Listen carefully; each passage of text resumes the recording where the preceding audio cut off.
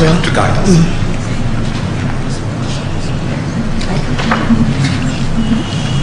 I have filed before this court a response to petition number 11. It was filed on the 14th of October. I've also filed a response to the petition of appeal in number 12, dated 11th of October, filed on the 14th. And I've also have my submissions that are filed on the 9th of December. I have not filed any digest, list of authorities and the like, and there is a reason for that. And it has to do with the role of the court.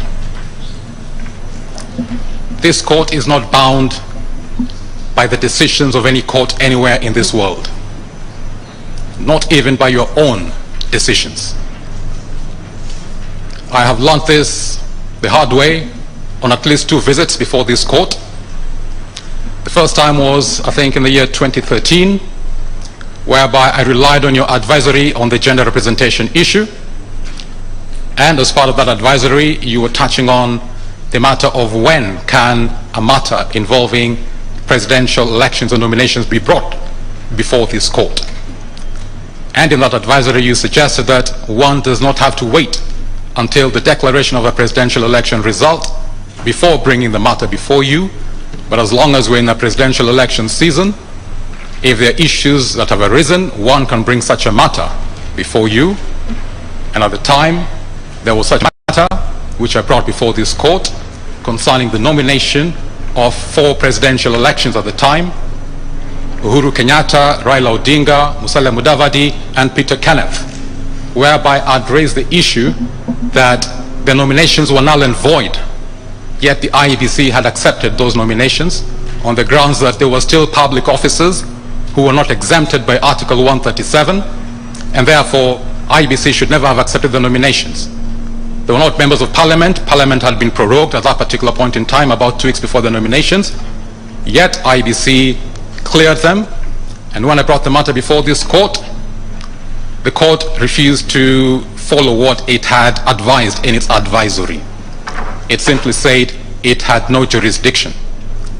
My opposite number on the side was learned counsel Paul Nyamodi, and Paul Nyamodi simply reminded the court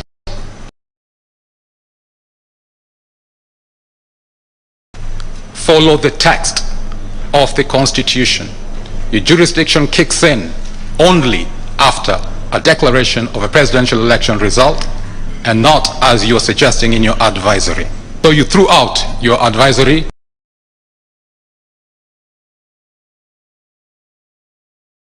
and simply resorted to the president.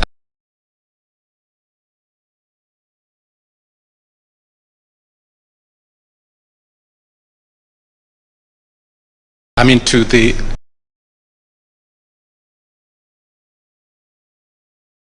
text of the Constitution.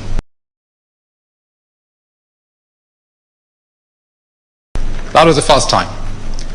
Second time was about 2.5 months ago, when I brought the issue of the recusal of 3 judges before this court, and I'd relied on the interpretation of Article 50 by Lady Justice Njoki Ndung'u. But when the matter came before you, again, you threw that particular interpretation aside, and you relied on the express text of Article 50, and you said this applies only to criminal matters, it doesn't apply to non-criminal matters. In other words, you are not bound by the decisions of any court, your own decisions included. And therefore, I thought, well, I could do what everybody else is doing, give you a whole list of authorities from world-leading scholars and the like, but at the end of the day, it doesn't bind you. It can act as some measure to persuade you, but really it doesn't bind you. So what I've decided to do this time around is to limit myself to only that which binds you. The Constitution. Articles 1, 2, 3 basically talk about the binding effect, the supremacy of this Constitution. They're binding on everybody, and since that is all that binds you, and any other law under the Constitution, that is all I'm going to stick to in my submissions today. Such that whatever I speak should be what is binding to you, And anything else not binding to you is entirely at your discretion. You can accept it or reject it, depending on your view at the time. The first issue I deal with, as you laid out, concerns the basic structure doctrine. I'm basically saying this doctrine does not apply to Kenya. My reason for saying so is different from the reasons that have been advanced before this court. I'm appealing and relying on Article 2.1, which talks of the supremacy of this constitution and the fact that it is binding on everybody. All state organs, everybody, every person is bound by this constitution. We have no higher law than this constitution. Therefore, we have to abide by this constitution. When you study the basic structure doctrine, you find that the doctrine, and here I think we need a clarification, there is a distinction between the basic structure doctrine and the basic structure in the Constitution. Our Constitution has structures, a basic structure, but the doctrine is something different from the structure. The doctrine basically posits that if you are attempting to amend this Constitution and you touch upon its basic structure, then, as was very clearly laid out by the High Court, you have to follow 4 sequential steps. If you don't follow those 4 sequential steps, irrespective of the amendment provisions in the Constitution, whatever purported amendment you're trying to convey and get across is not valid. This is in conflict with the supremacy of this Constitution of ours. Is our Constitution supreme, or does it have a higher law called the basic structure doctrine sitting atop our Constitution? If our Constitution is supreme, we cannot have another law, it doesn't matter what name you call it, sitting atop our Constitution and using that higher law to construe our Constitution, and using that higher law to even nullify the amendment provisions of our Constitution. If our Constitution is supreme, then it is supreme, and no law can purport to construe it. No law can purport to nullify its provisions. No law can purport to invalidate its provisions. That is the first point. The second point is Article 1, Clause 1, flowing from the preamble to this Constitution. We, the people, gave ourselves, after fully participating, we adopted and enacted and gave ourselves this Constitution, and even to subsequent generations. Then the very first article in the Constitution says, the manner we exercise our sovereign power is only in accordance with this Constitution. We limited the manner we exercise our sovereign power. It was a self-imposed limitation, not imposed by anybody external to ourselves. The basic structure doctrine talks about something different. It says we cannot limit the manner we exercise our sovereignty, our sovereign power. If we're trying to amend this Constitution and it touches on the basic structure of the Constitution, then we have to go outside the Constitution. In other words, that is in conflict with the self-imposed limitation that we imposed upon exercise our sovereign power only in accordance with this Constitution. If we did not impose this limitation upon ourselves, then of course there might be some merit in that aspect of the basic structure doctrine, whereby we can go outside the Constitution and amend it. We can have coup d'etats, revolutions, uprisings, or whatever. But we as a people of Kenya, we said the only manner we are going to exercise our sovereign power is in accordance with this Constitution. Therefore, when the basic structure doctrine talks about the possibility of amending this Constitution in a manner different to what we have laid out in this Constitution of ours, for example, using the 4 sequential steps, that is not in harmony with Article 1, Clause 1. That is not only in accordance with this constitution, the self-imposed limitation we the people imposed upon ourselves. Therefore, that basic structure doctrine is in conflict with this constitution. That basic structure doctrine challenges the legality and validity of Article 1, Clause 1. That basic structure doctrine is challenging our own sovereignty. Who is boss in Kenya?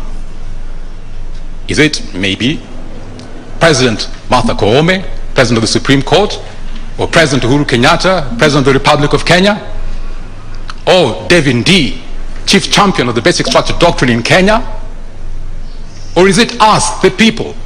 Who is boss in Kenya? This is a fundamental question that we have to address. This doctrine challenges the legality and validity of provisions of this constitution, including the very first article and first clause. It challenges the amendment provisions of Chapter 16, Articles 255, 256, and 257. If we were to apply Article 2, Clause 4, we would invalidate the basic structure doctrine on account of its inconsistency. It's a null, void, and invalid doctrine as applied to Kenya on account of its inconsistency with our constitution, which we gave ourselves. We have a clause, Article 2, Clause 3, that deals directly with the jurisdiction of the courts and other state organs with respect to entertaining any challenge to the legality or validity of this constitution, either by any court or state organ or before any court or state organ.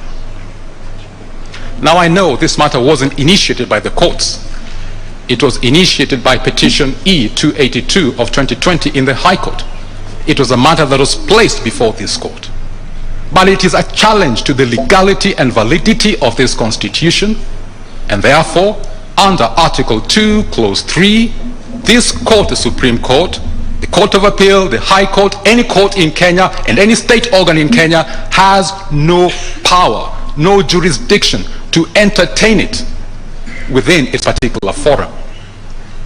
In other words, since you have no power, no jurisdiction to entertain a challenge to the legality and validity of this constitution, the orders of the High Court, as affirmed by the orders of the Supreme Court, must be vacated. They're null and void. They don't apply. You have no power to approve or say it's valid in Kenya. None. No power. And since you have no power to do that, the logical thing to do is simply to vacate those orders. We go back to default mode before this matter was placed before this forum of the courts. So that is a fundamental and critical matter, and that is the reason why I have not bothered addressing a lot of the very erudite articles, very erudite submissions by highly learned and reputable scholars who are friends of the court, whether in the High Court, Court of Appeal, and even in the Supreme Court. We simply don't have the power to entertain this doctrine in this court, in this country. Maybe in a different country, fine. Maybe if we did not have the self-imposed limitation in Article 1, Clause 1, fine. But unless and until we change Article 1, Clause 1, whereby we permit ourselves to exercise our sovereignty in a manner not in accordance with this constitution, until that day, we cannot entertain this doctrine in Kenya.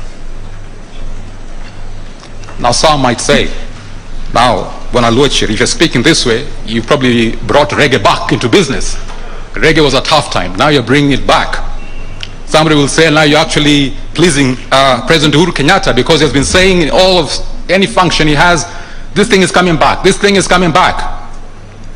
I am not necessarily saying so. What I am saying is that the basic structure doctrine is a legal device that has been used by the courts in an effort to promote democracy. That is a paraphrase from the submissions of my learned friend, President Nelson Harvey, on behalf of Devin D and his team. If you look at the words in the judgment of Patrick Kiage, Justice in the Court of Appeal, he said he was using the basic structure doctrine as a defense mechanism for the Constitution. He cannot stomach anybody trying to rubbish and dismember this Constitution, and therefore he's using the basic structure doctrine as a defense shield or a mechanism to defend this Constitution. But then Article 1, Clause 1 says very clearly, our sovereignty is to be exercised only in accordance with this Constitution. We delegated our judicial authority to you, the judges, which means your authority as judges is limited to our sovereign authority. And since we have limited the manner we exercise our sovereignty to only in accordance with this Constitution, you cannot go beyond that. You cannot use extra constitutional measures, even in an effort to defend this Constitution of ours. You are confined only to using legally and constitutionally permitted defense mechanisms and not go beyond what is permitted. If I'm to use a football analogy, you have attackers and you have defenders. If you're trying to defend your team from having a goal scored against it, you can defend by a fair tackle, tackling the ball. Or you can defend by an unfair, illegal tackle, tackling the player.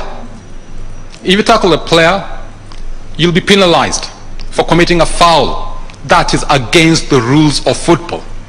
That is basically what I'm saying over here. The basic structure doctrine in Kenya is not allowed by our Constitution. Yes, it can be used as a defense mechanism elsewhere in the world, but it is not permitted by our rules. Therefore, it is not open to us to use it in the defense of the Constitution. We have to use other different mechanisms that are allowed in our Constitution in defending our Constitution. I think by that particular point, I'll leave the matter there.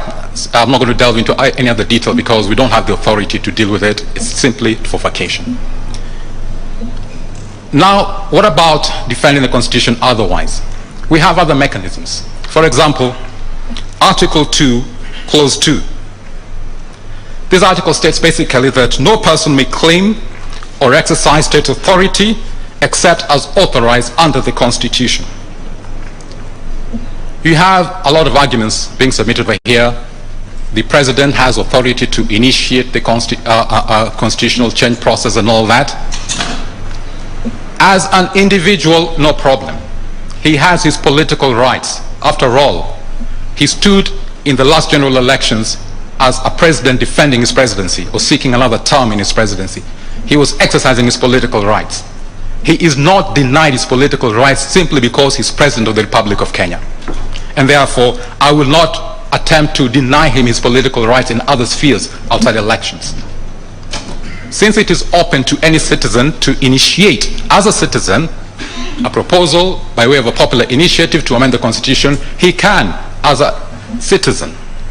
What Article 2, Clause 2 prohibits is any person exercising state authority except as authorized under the Constitution. The Constitution has nowhere authorized a president to initiate and use state authority in initiating a constitutional change process. We had the BBI. We've just been referred to Kenya Gazette notices signed by the President of the Republic of Kenya and Chief of the Kenya Defense Forces. He was exercising state authority, doing what the functions of his office does not permit him to do.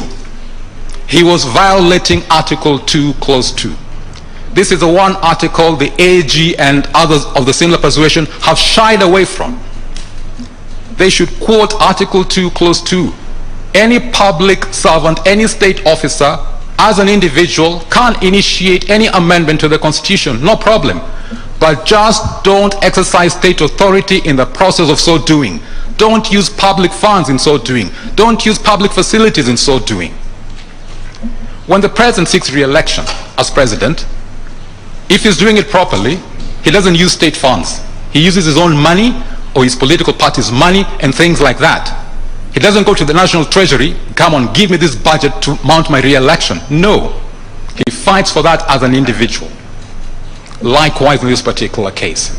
So Article 2, Clause 2 prohibits the usage of state machinery in purporting to change the Constitution. So any state officer, any public officer wants to change it, go ahead as an individual, just like the rest of us, but just don't use state resources or state machinery in so doing.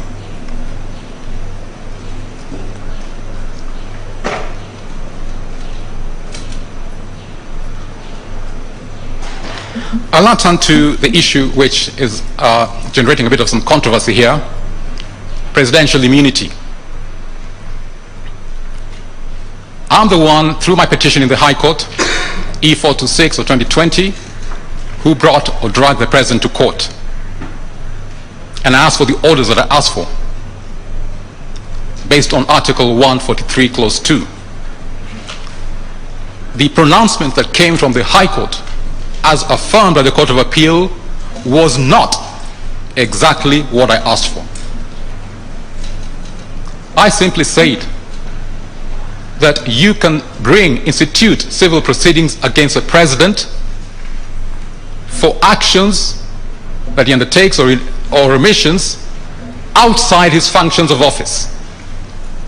In other words, Article 143, Clause 2 protects him, gives him immunity when he's performing the functions of office as president. So I asked for clarification. You can bring a suit against a president if it touches on a matter outside the functions of presidential office. And I basically said, when he was busy setting out Kenya Gazette notices, establishing the BBI steering committee, he was acting outside the functions of office, because there is nowhere where the Constitution authorizes him to engage himself in constitutional change matters outside Article 256. Yet here he was establishing a public body to consider the change of the Constitution. Because he had acted outside the functions of his office, Article 143, Clause 2 did not prohibit us from instituting an action against him. And that is basically what I had asked for. But what the High Court came up with was that you can sue him for any conduct, his actions or omissions, that are contrary to the Constitution. The pronouncement of the court was wider than what I had asked for. I had confined myself to conduct outside his functions of office. But if you apply what the High Court said, you can sue him for anything that he does that is unconstitutional. Unconstitutional includes both functions within his office and functions outside his office. And that is a bit that I disagree with. And I'm saying that particular order was wider than my prayer. I'm urging this court to revert to my prayer and not go beyond my prayer to what the court, High Court, and as affirmed by the Court of Appeal, went. I'll give an example. If I use the pronouncement of the High Court and the Court of Appeal as law, and if I am Justice Joel Ngugi or Justice George Odunga, who are involved in this matter at the High Court, because they ruled in the manner that they did, and the president doesn't like them because they scuppered reggae or they messed up BBI, his pet project, when other judges were being promoted to the Court of Appeal, they were left out. I mean, for us Kenyan citizens speculating, we say the only reason why they were left out was not because of their inability to act as judges, but it was simply because they came up to a determination that messed up the president's plans. Now, if I rely on that particular order from the High Court and the Court of Appeal, Justices Ngugi and Odunga can actually go ahead and sue the president right now, maybe in the Employment and Labor Relations Court, for the deficit in their remuneration compared to what they're earning now as High Court judges, compared to what they should be earning as Court of Appeal judges. And of course they would have a case, because that particular order allows them to do that. The president acted unconstitutionally, violating Article 166, because once he has received a recommendation from the Judicial Service Commission, he's supposed to ceremonially appoint all those judges to office. He didn't do that. But I'm saying, no, Justices Ngugi and Odunga cannot sue the president, even in such circumstances, because appointment of judges is a function of presidential office. And Article 143, Clause 2 prohibits, gives him immunity from being sued when he's performing a function of presidential office. Yes, he conducted himself unconstitutionally.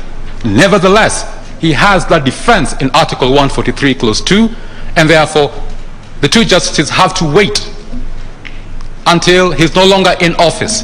And that is where Article 143, Clause 3 comes in, limitation of time. I know it's been raised by the AG, it's been raised by the president's team, trying to misconstrue Article 143, Clause 2. No. It was there precisely to protect the rights of such persons such as Ngugi and Odunga. If they decide once Uhuru is no longer in office that they want to sue him, they can, but they have to wait. They can't do it now. And that is why Article 143, Clause 3 is there. That same Article 143, Clause 3 can also apply to minor traffic offenses. For example, if you look at Section 50 of the Traffic Act, if somebody has committed a traffic offense, the person intending to prosecute you has to inform you within a particular defined period, 14 days or so, or send you a notice to your last postal address and things like that. Now, we know every once in a while we see President Uhuru driving vehicles and everything else. He could commit a minor traffic offense just like anybody else. But because that particular criminal offense or traffic offense, as the case may be, does not fall under Article 143, Clause 4, one covered by an international treaty, you can't sue him. But since the Traffic Act puts very clear defined time periods, 14 days to do A, 14 days to do B, Article 143 protects the rights of the DPP to bring any prosecution against the president if he was involved in such a minor traffic offense as the case may be. So Article 143, Clause 3 is not superfluous as suggested by the AG. The president does not have absolute immunity. He has limited immunity with respect to civil proceedings.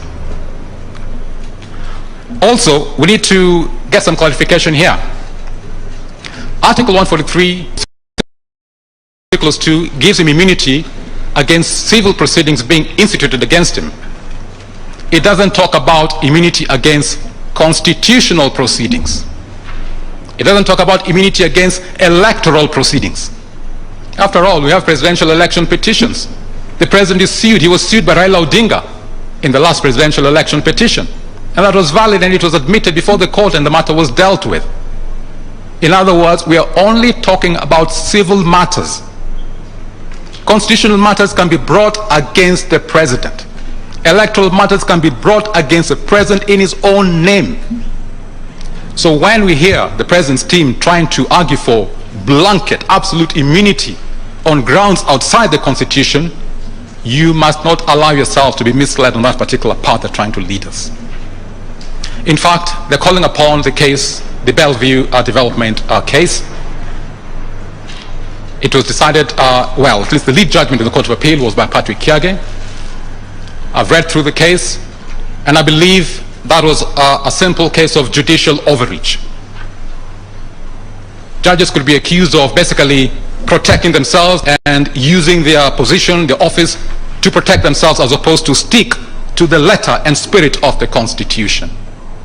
If we, the people, in the exercise of our sovereignty, says you can't sue a judge except if they act unlawfully or not in good faith, we knew exactly what we're talking about. We cannot have a judge come and say, no, judges are superhuman. They're super righteous. I mean, you can't have a judge doing anything unlawfully or out of good faith. So therefore, I'm going to ignore those particular phrases, those qualifications. Unlawful, without good faith, that's out of order. That judgment was wrong. And when it came to the Supreme Court should have shut it out, but it did not. And I think even the Supreme Court was wrong. But then, as I said at the very beginning, you are not bound by the decisions of anybody, not even your own decisions. Therefore, don't allow yourself to be bound by that wrong decision which you affirmed, which came from the High Court. The letter of the Constitution in terms of judicial immunity is exactly as we put it. If you act unlawfully, if you act without good faith, you can be sued. I know the lower courts won't do anything different to what you've said because you're bound by your orders. But now we're calling upon you to do the right thing. Be faithful to the Constitution.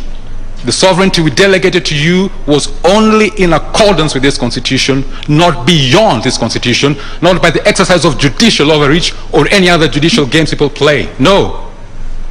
Just like we're supposed to be faithful, you too are supposed to be faithful to that particular Constitution. And therefore the Bellevue decision case is wrong. Depart from it and do the right thing. Because right now the president is saying, well, judges, you gave yourselves absolute judicial immunity. The Constitution did not, but you gave yourself absolute immunity. Come on, do me a favor too. Give me, the president, also the same judicial absolute immunity that you gave yourselves. That is basically what the president's team is asking over here. We cannot have that. No. Who is boss in this country? I asked earlier on. Is it Martha Koome? Is it Uhuru Kenyatta? Is it Devin D? Or is it us, the people? Who is boss? If we, the people, are boss, then our word should rule and prevail. And if we put qualifiers in judicial immunity, like unlawful, not in good faith, we mean exactly what we say when you put those particular phrases in the Constitution. They're not to be ignored by judges. You're supposed to act faithfully in upholding that Constitution. That is the delegated authority we gave you, not to act beyond the authority we gave you. So Bell's view decision is wrong. Uhuru Kenyatta as president cannot rely on that in an effort to get himself absolute immunity. He does not have absolute immunity. Section 3 of the Supreme Court Act talks about this court using history in an effort to get to the text and context of matters and all that. Section 14 of the retired Constitution was dealing with presidential immunity. You can compare that with Article 143 of the current Constitution, and you'll find that on the criminal side, we reduced the immunity of the president because we inserted Article 143, Clause 4, whereby we allowed him to be sued in criminal matters if the matter touches on an international treaty which allows him to be proceeded against. So we reduced his immunity. Very consciously we did that. When it comes to Article 143, Clause 2, dealing with civil proceedings, in the retired Constitution, you could not institute or continue any civil proceedings against a president. Then he had absolute immunity against civil proceedings. But under the current Constitution, you're only prohibited from instituting, which means if he had a pre-existing civil matter before he became president, that continues, which means again, we reduced his immunity in the current Constitution. So we, the people, reduced his immunity. The president's team is asking us, asking you as a court, basically to enhance it and give him absolute immunity. We cannot have immunity for impunity. No. We want a president who lawfully abides by this Katiba of ours, lawfully abides by our national legislation. We cannot have him doing anything he feels like president, as asked by the second prayer of the president's team. The first prayer is faithful to Article 143, Clause 2. But the second prayer says he wants immunity for anything he does as president. If you grant him immunity for anything he does as president, then he'll be immune from any action such as what he did in this BBI case. He exercised state authority in pushing the BBI case, yet he had no authority under the Constitution to appoint the BBI steering committee to engage himself in constitutional change conduct. That is not allowable. He wants to be given more than we, the people, gave him. And you, as a Supreme Court, in being faithful to only in accordance with this Constitution, cannot. In fact, you have no power to enhance his immunity. I know they've given us very wonderful reasons, dignity, confidentiality of state matters, etc., etc., etc. Yes. But let us look at the record. How many cases in the last 11 or so years since the Katiba has been in place, 12 years almost, have been brought against the president on civil matters? On civil matters. Forget about electoral matters. Forget about constitutional matters. Civil matters. Frankly speaking, I'll be very hard-pressed to find any. Kenyans are not litigious against the office of the president. No. We respect that particular office. Even if you take my case in 2013, that was before Justice Lenaola, it was on a constitutional matter. It was not on a civil matter. I was not seeking any money from them. No. So let us be faithful to this Constitution of ours. The president's team, they want to be granted immunity for impunity. We say no. We are a lawful, law-abiding nation. The rule of law is one of the principles of national governance that we have in Article 10. We have to uphold that. Everybody has to abide by the law in this country. Whether you're president, whether you're a judge, whether you're a private citizen, all of us have to abide by the law in this country. Under Article 27, which the president's team relied on, all of us are equal before the law. Even if you're president, we do not have two tiers of citizenship, two tiers of persons. We are all equal before the law, and all of us must abide by this law.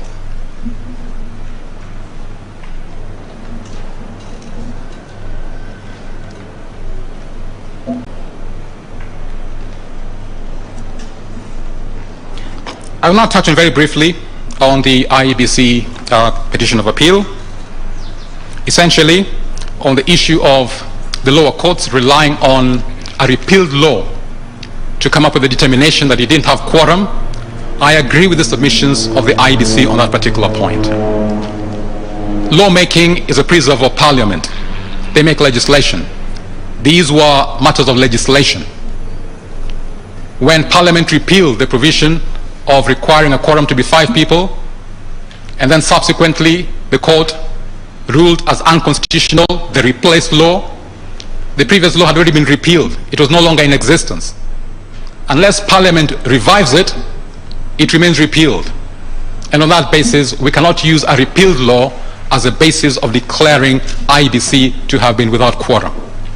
IEBC actually acted with quorum as per the Constitution. It had 3 commissioners. And on that particular score, I will not fault the IEBC. If I want to fault anybody, I will fault the people who are responsible for setting up the committee responsible for putting in place the commissioners to be replaced, which is a parliamentary function. And maybe the president who's supposed to write and inform the parliament. In other words, if any blame should go anywhere, it should go to the appointing authorities, not to the victim commission. IEBC was here just a victim of circumstance, not of its own making.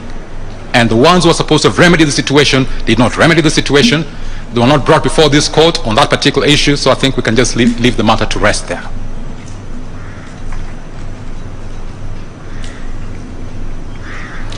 I will touch on briefly to the other petition of appeal, Morara Omoke's one.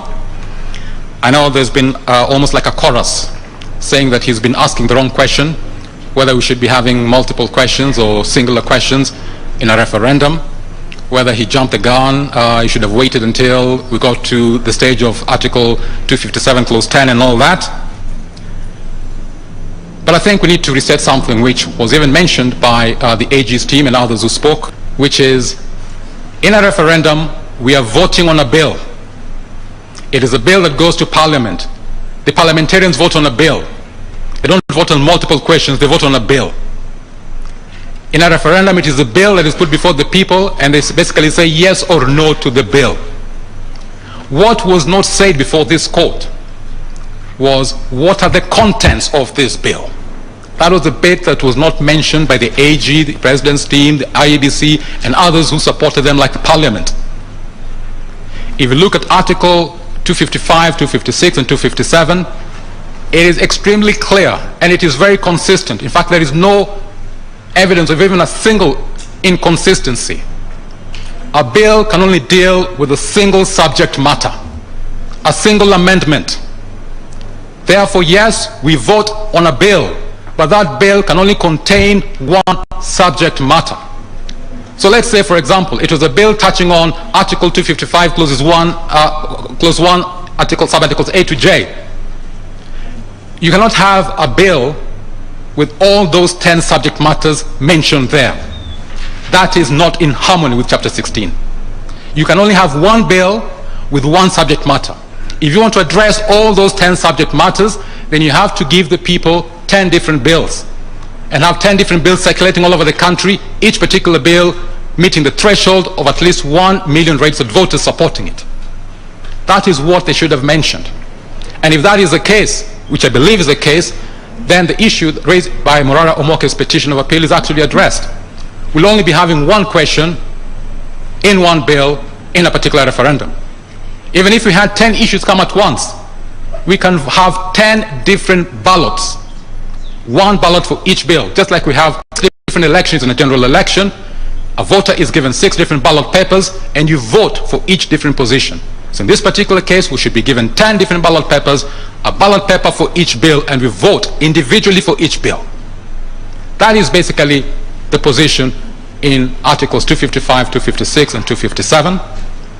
And that is basically what this court should clarify, such that when parliamentarians within Parliament are debating on constitutional change matters, they restrict themselves to one issue in a constitutional amendment bill. And the same applies to anybody pursuing the popular initiative route. One issue for each constitutional amendment bill. That is the clear record in the amendment chapter of the Constitution. And that also addresses one of the defense mechanisms we have inbuilt in this Constitution against the hyper-amendment culture that we had from 1963 until we had this constitution in 2010. I know some of us have tried to bring the basic structure doctrine as a defense mechanism, and that is not permitted by our constitution. But what we put in place here to forestall the culture of hyper-amendability of this constitution is that if you want to amend it, you can only bring one issue at a time. And therefore it will take a pretty long time. Knowing how long it takes to collect 1 million signatures, how long it takes to do all these things, it might take maybe 74 years if these people who are promoting the BBI bill wanted to have all the different issues in the BBI to be passed by this particular country. So it is an inbuilt defense mechanism we have in our constitution for its defense. I am urging this particular court to uphold the inbuilt defense mechanisms and not to import illegal, unlawful, unallowable defense mechanisms as a basic structure doctrine in the defense of this Katiba of ours.